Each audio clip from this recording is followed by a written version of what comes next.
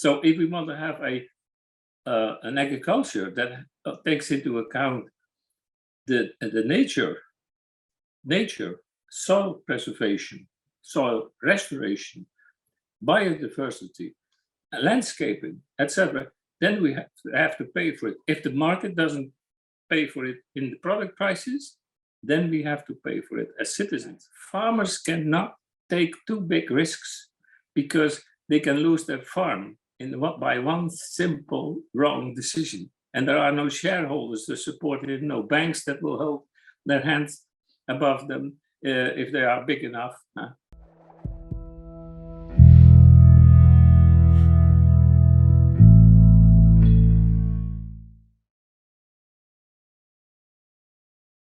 Hello and welcome to the second episode of Europe Jacques Delors's video podcast series. Europe Jacques Delors, based in Brussels, works at the heart of EU politics. Together with our sister think tanks in Paris and Berlin, we're dedicated to thinking Europe. The law and policies defined here in the EU bubble have a huge impact in all of our lives. This is why, through this podcast series, we're looking forward to unravel some of the most complicated topics in the EU. In our last episode, our Director General Geneviève Pons had the chance to exchange with none other than Professor Joseph Stiglitz, the 2001 Nobel Prize laureate in economics. If you haven't seen that episode on the future of transatlantic relations and the external dimension of the European Green Deal yet, don't wait any longer. You'll find the link in the description box below. Today, we're going to dive into one of the most interesting and contentious topics in the EU debate, namely the future of agriculture and of our food systems. With us, we have a farmer, a former agricultural minister, and the head of the EU Soil Mission. Ladies and gentlemen, get ready for our conversation with none other than Mr. Cees Veerman. Don't forget to like the video and subscribe to our channel to stay tuned for future episodes of this podcast and for any other news. We hope you enjoyed this conversation and look forward to your thoughts on the topic. So welcome, Cees Veerman. You are a former agri-food minister and you are a farmer. I understand that you have also been teaching at a high level. So you have a lot of the qualities and of the experience which is requested to understand the difficulties of the agri-food European agenda. We see presently very strong polarization. It is not totally new, but it has been accelerating in the last year. So there is a strong debate around farm to fork, the feasibility of the objective, the cost for farmers, and so on. With the Ukraine war, the invasion of Ukraine by Russia, the debate has integrated new dimensions like food security or food sovereignty. And finally, we have seen a very strong debate, very hard debate around the nature restoration law, which has just been concluded in the European Parliament by a vote in favor of the proposal of the Commission with a majority of 36 votes. But what is interesting is the difficulty of the battle. And with all your experience, we would like to ask you to comment on that. What are the reasons for that? And is there a possibility to overcome this political stalemate? How can we do that? Well, that's quite a question. But I think we should make a difference between the pure political aspects of this polarization process and the underlying difficulties for the sector, the agriculture and forestry sector, and agribusiness in general. So that first of all, I think there is an overload of plans and objectives and targets, etc. So you farm to fork. This is the soil directive, the nitrate directive, which still forms a big problem. You see the comments of the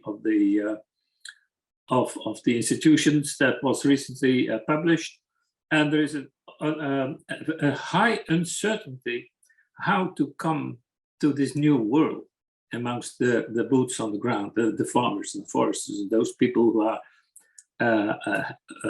trying to earn a daily living. So this gap between what's going on in the stables and on the fields and let's say Brussels, to speak generally, is enormous. Just to know what is going on at the farms and how people are striving to earn an income, which is very difficult because there is a huge competition from outside the EU, and the globalization trend, who is now bending in another direction, in my view, has realized an enormous competition amongst farmers, but also amongst the EU and other parts of the world. And consumers have benefited from it because food prices are relatively low. More specifically, you see that in an historic perspective, food prices are low. People, on the average, do not spend more than 15 or even less % of their incomes on food, which is historically very, very low. And that had its costs. Costs that are not paid for, costs by exploiting nature, diminishing biodiversity, exploiting animals, and also exploiting people, farmers and foresters. Hard work, many times in unhealthy situations.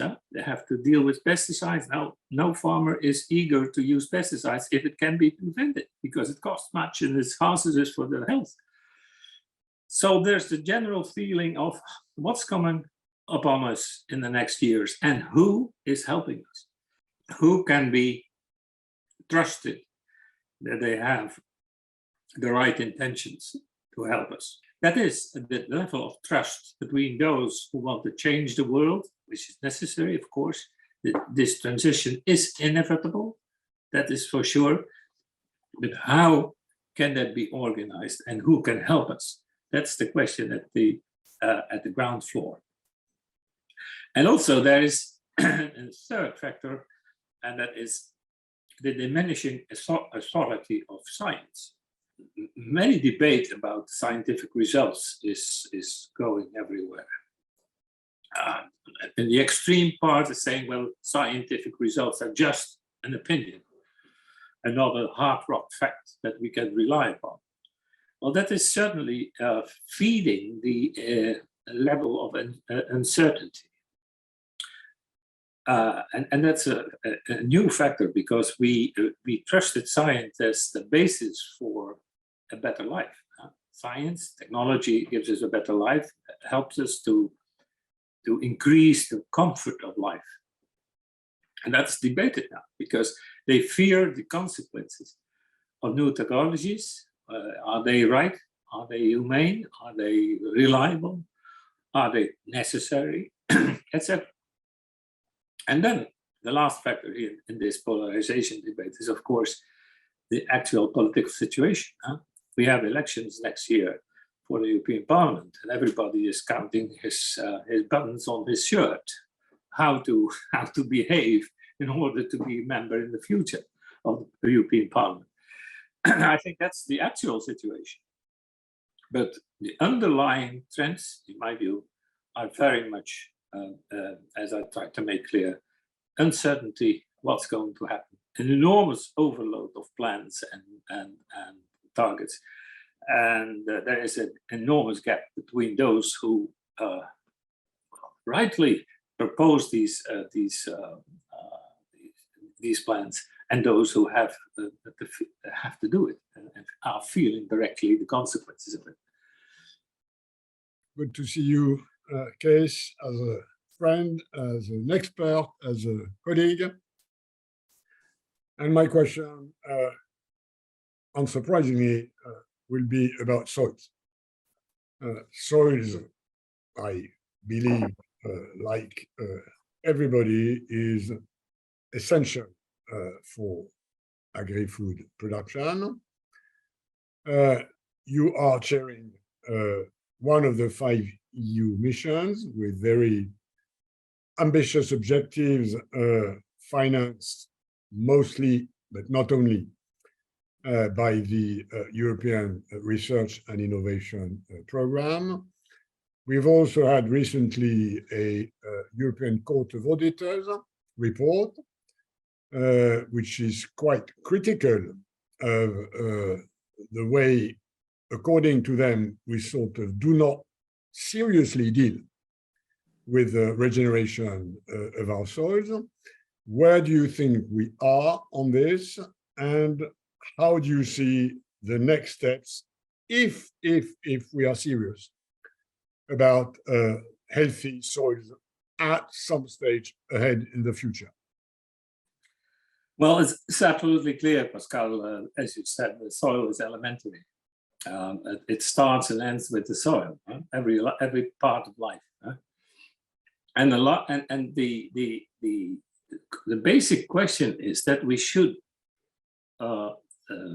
see the soil as an organism and not as a simple heap of sand or clay, but the enormous complexity of the soil with all the members living there.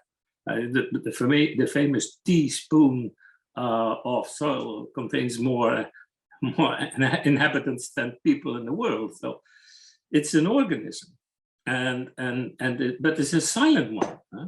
It doesn't speak for itself, and the deterioration of the soil is a very gradually moving process. You can't see from one year to another that it is that the quality is depleted, but you can experience it in a quite a number of years. Then you see, well, the soil is depleted, it's overexploited. So there can be no question that we have a tremendous task here. But looking to the core of the problem is, how did we come to that? Why is there this overexploitation of this very valuable natural resource? And that is, in my view, because we do not pay for its services that they are rendered to the community. Because there's no price. Only partly there is a price for using the soil, let's say tenancy and etc. But that's not the real price. That's just the price to be able to use the land, the soil, but not the price that should be paid by the ultimate consumer. So us. That is needed to guarantee that the quality of the soil remains at least intact. And as we're now speaking of 70% that are not quite good, that should be restored. So we have a tremendous task, but it starts with the acknowledgement that the soil is a silent, elementary, silent partner of every production process in agriculture, but also in other branches, because it starts and ends with the soil for all living creatures. And how can we overcome this problem and try to make it better? Well, that doesn't start, in my view, not by setting targets and making laws. I think that's the final point. That's the end of the deliberations. The start is, how can we motivate and support the people who are using the soil, are exploiting the soil, and prevent overexploitation and make it better for them? And that's where the payment for these non-marketable goods come into vision. And there comes the ecosystem services that are delivered by the soil but are not paid for, not at the product prices, because there is a market failure on that level, as it is for water and clean air also. These are common goods that have no price, and that's to be restored. And then all the measures start with the acknowledgement of that. So that's the second fact. First is acknowledge that it is vital. The second is that there are services rendered by the soil that are not adequately paid for in view of what they deliver. And then in the third phase, we can formulate objectives, how to come to that, how to make it better, and we can make a juridical or jurisdiction, let's say, system that guarantees that people who trespass these borderlines and continue with the over-exploitation get fined or penalized. Huh? But that's the closing part of it, not the start. So the start should be that we all should be convinced to take part in that making soils better. We are using nature's resources to a level that is not calculated in the prices of the product that we consume. So the measurement of wealth and welfare is wrong. Economists only calculate welfare in terms of financial transitions, financial transactions. And if it has no market price, it doesn't interest economists. It doesn't interest them because they say, well, I can calculate with no prices. But getting your prices right is to incorporate these natural resource losses that you cause by using nature's resources. So the ecosystem services approach, in my view, should be vital.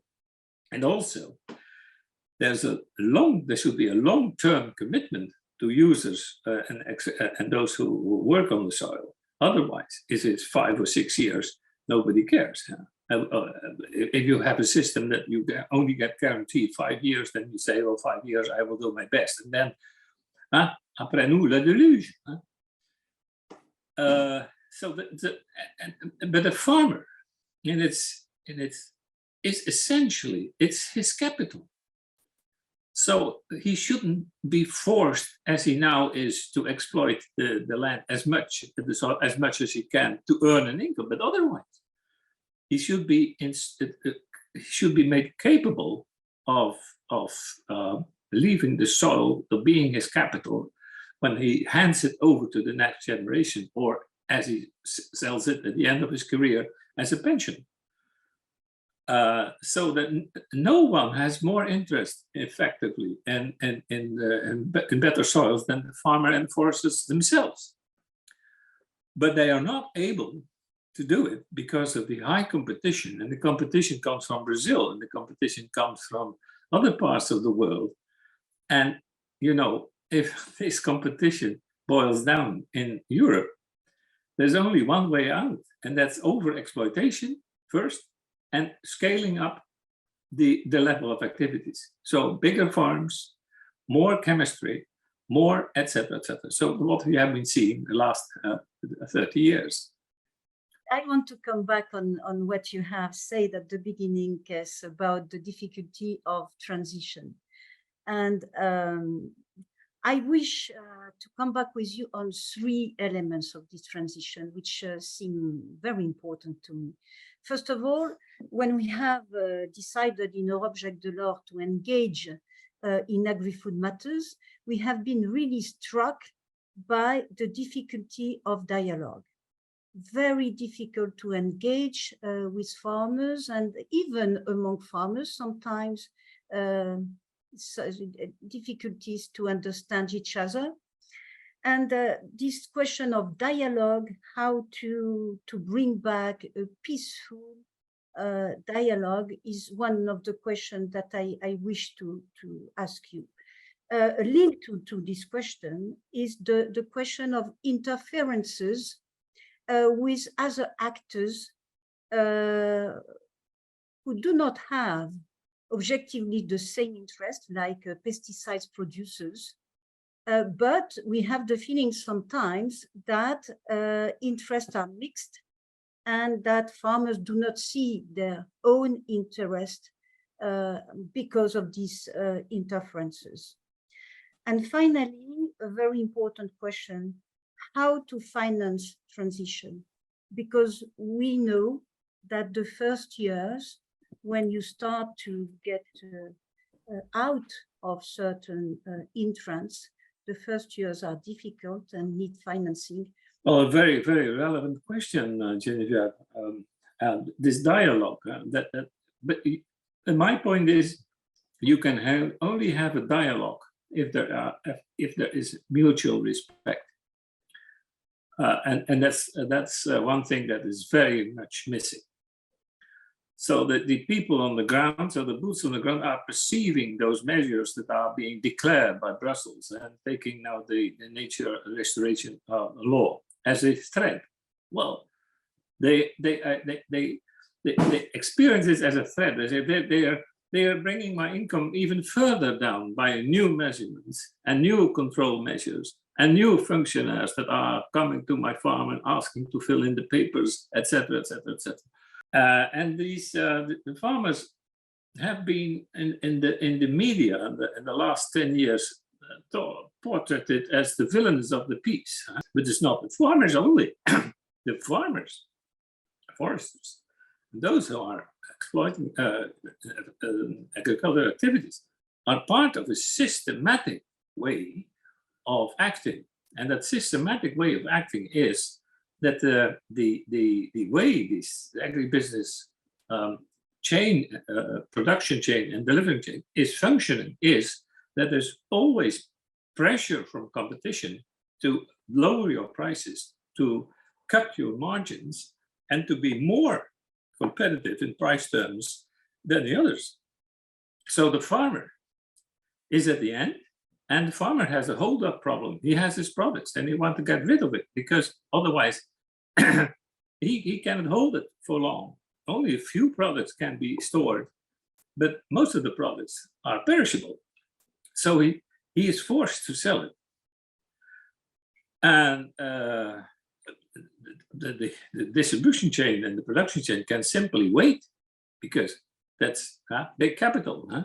And although there are cooperatives, and although cooperatives have an important role, they have been growing so fast and are becoming so big that really for an individual farmer, you have no longer any influence on the, let's say, the management measures or conditions for contracts from the corporation, because the cooperative is just a corporation in his view and in his experience. And as for your second question, then the big influence of agribusiness, that's absolutely clear. Huge firms, for the big pharma, the pharmaceutical and chemical industry is very, very, very powerful. Look just at the facts when one buyer takes over Monsanto and the enormous amounts of money that are spent on possible concentration and synergy advantages. But every new merger is still accommodated by the Commission. Now, no longer huge interferences of the competition authorities and preventing to merge those big companies even more. So the power is enormous, and they have huge capacity for research, but they are holding it back because the patents that are running are not outworn yet. It takes 25 years, 20 years. So they wait till the licenses are over and then introduce the new products. That's their commercial business, their commercial interest. And therefore, I would advocate very much that instead of blaming the farmer for not wanting to take part in the transition, is that it is a joint task for the whole sector, the distribution, production chain, and the farmers, and the general public to take part into this transition. And therefore, as we have advocated in the soil mission, is bring citizens, consumers, scientists, farmers, and the industry together in order to create an atmosphere of a general responsibility for making it better, but the government certainly has to play a role there. But that means that we should also take into account the position of, let's say, the border. So the deglobalization is an issue there, but otherwise, you cannot realize the conditions here in Europe, what we want to advocate and we want to realize in view of what is being done in Brazil, where they use the pesticides, and we don't have any view, although there are certain certification authorities, but it's far away from being clear what is used there. And your last question was how to finance the transition. Well, I think that's a general obligation for everybody. If the market doesn't pay the full price of what is being used by producing food or other services, then it should be financed from the general interest and the general people, from the taxpayers' money. If you take it from the CAP budget, that's another discussion you could have. Of course, there's a huge amount of money there, but the essential element of the CAP was, the financing of the CAP was to compensate for lower prices because the international competition didn't allow the European farmers to earn a decent income. But if you make border levies, once again, Pascal, le monde va envers, then you can get your prices right inside the EU. And I think there will be enough room in view of the necessity to pay for what nature gives us, but isn't paid for it, and we don't pay for it. So I think the general line should be that ecosystem services financed on long-term contracts, very, very, let's say, very well monitored and accompanied by a system of penalizing those who hang out a little bit and don't do their best. But I think that's necessary to keep farmers in the right place, and that's the mentality that is needed. And young farmers do apprehend this. They know that this is the way forward. And the older ones, well, it's very simple. They will starve eventually. They're getting older, and the new ones take their place. So the focus should be on the young farmers and motivate them and take them, let's say, like the Germans say, unter die Arme gegriffen.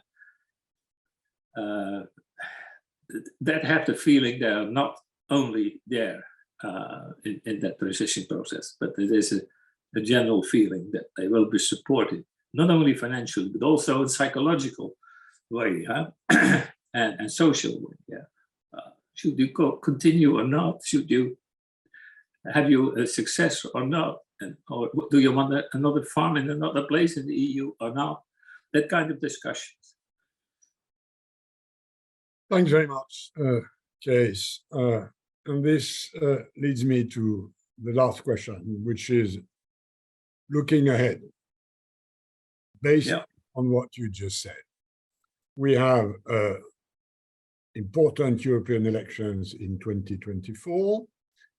We will have a new commission, we will have a new parliament, and this commission and this parliament, together with the Council of Ministers, will have to devise from 2025 on the new common agricultural policy.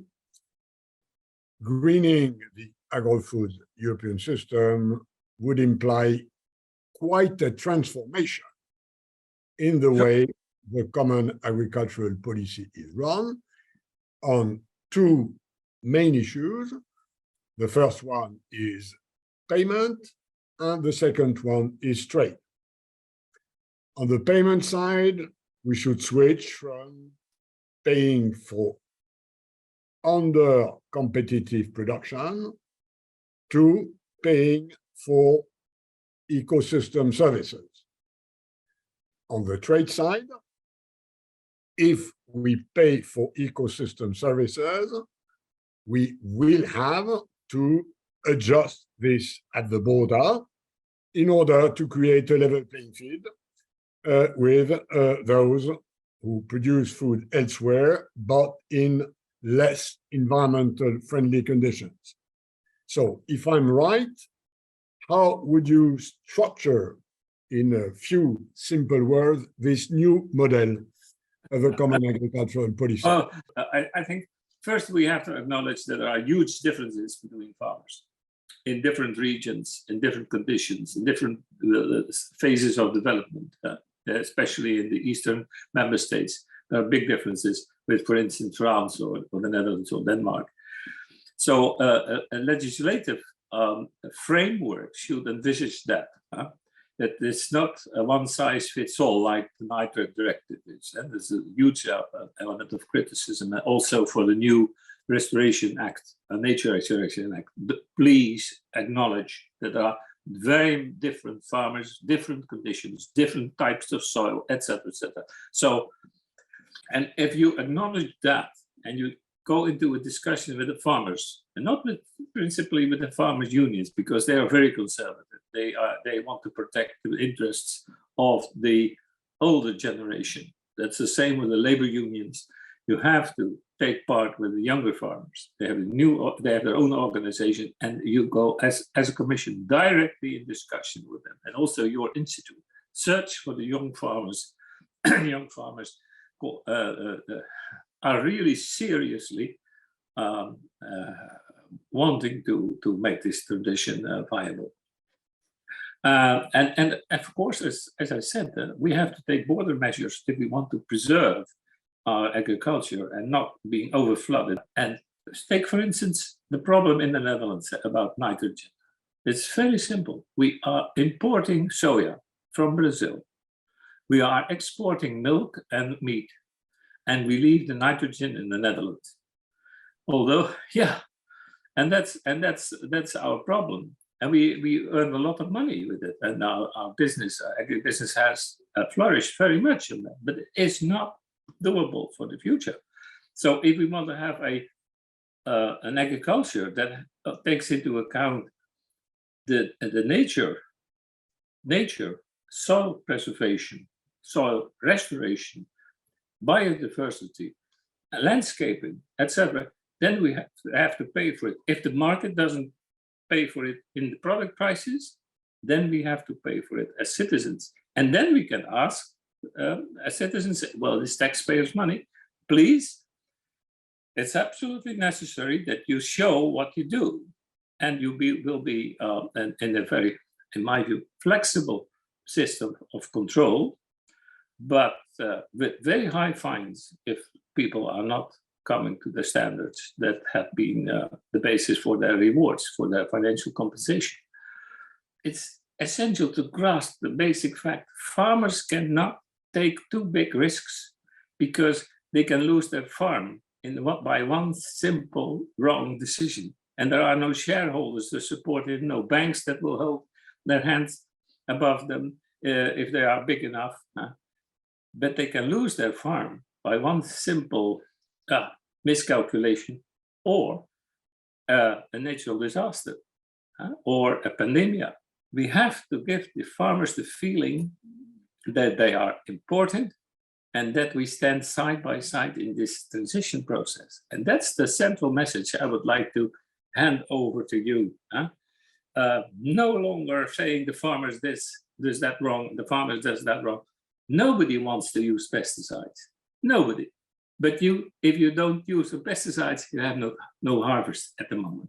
And that's the dilemma for every farmer every day. Thank you very much, Cees. It was extremely interesting. So first point, farmers are convinced that they must transition, especially out of pesticides. They are, however, submitted to diverse important constraints like international competition. A reform of EU agri-food policy should include a different valuation of ecosystem services. Farming that respect ecosystem services should be rewarded, and a method that do not respect should be penalized. Penalized. Penalized is a right word. Yeah. Well, we do not live in isolation of the rest of the world, and we must take into consideration the way farming is happening in other big countries. You have mentioned Brazil several times, and we should envisage border measures. We should also take account of huge differences between member states, and avoid policies like one size fits all, and put more accent on objectives and a little bit less on the manner to get there. And finally, we should, while taking into account the gravity of the potential risk, we should bet on the dynamism and conviction of young farmers.